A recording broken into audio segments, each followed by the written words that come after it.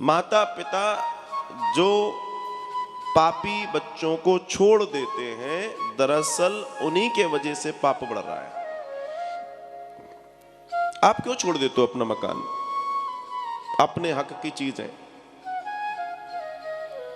देखो, आजकल का युग बहुत अच्छा युग नहीं है और किसी के माथे पर नहीं लिखा, क्योंकि ज्यादातर माताओं का एक ही कहना है, क्या करूं महाराज, जब से बिंदनी आई है तब से ही मेरे हाथ से बेटा निकल गया, वरना मेरा लड़का तो हीरा था, हीरा। मेरा लड़का जैसा लड़का नहीं था। मैं क्या कहूं आपको, मैं कहूं पानी पा बोलती थी तब तक तो पानी का गिलास आ जाता, नहीं तो बोली नहीं पाती थी।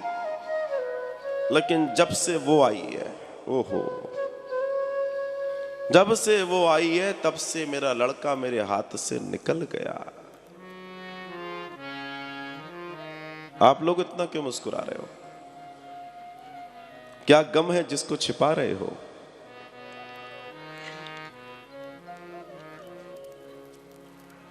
कुछ तो गहरी बात है।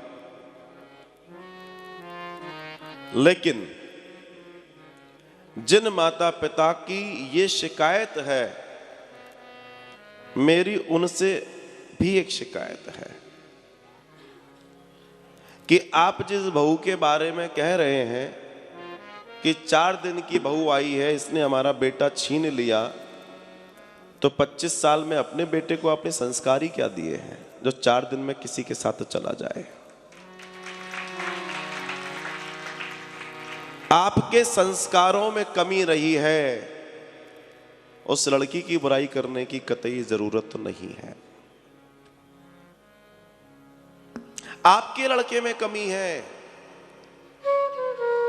अगर आपके लड़के को आपने उचित संस्कार दिए होते, अपनापन दिया होता, उसके सर पे हाथ रख के जीवन जिया होता, तो गारंटी है कि वो लड़का दुनिया इधर से उधर हो जाए, मगर वो आपको इस तरीके से नहीं छोड़ सकता।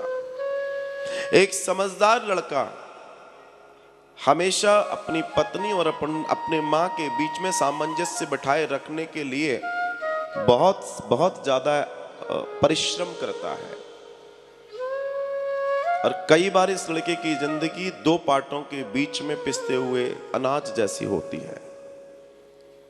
न ये इधर कुछ कह पाता है, न उधर कुछ कह पाता है, मगर इस व्यक्ति को चाहिए कि सुने सबकी और कुछ करे नहीं, शांति से बस समय को इधर से उधर करता रहे।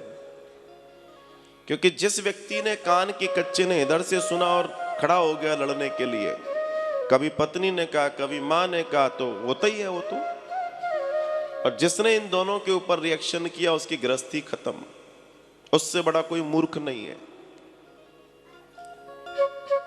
तो नालायक वो लड़की नहीं है, नालायक वो लड़का है जो उस लड़की के काम लोलुपता में अपने माता पिता को खो बैठता है,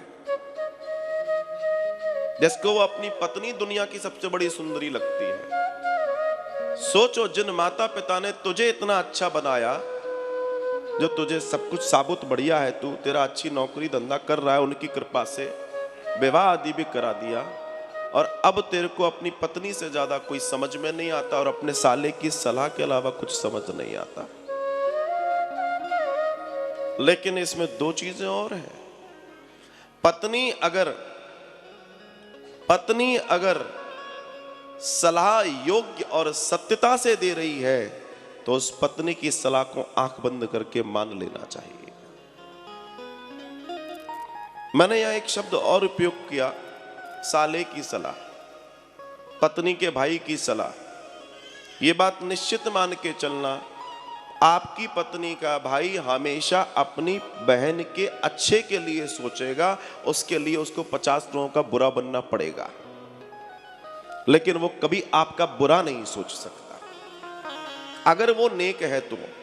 और आपकी पत्नी सही व्यवहार उससे कर रही है तो वो किसी स्वार्थ में नहीं है। दोनों अगर किसी स्वार्थ में नहीं है, तो आप ध्यान रखना कि इन लोगों से भी आपको सलाह अच्छी मिल सकती है, बनस्पत की आप अपने जीवन का कल्याण उचित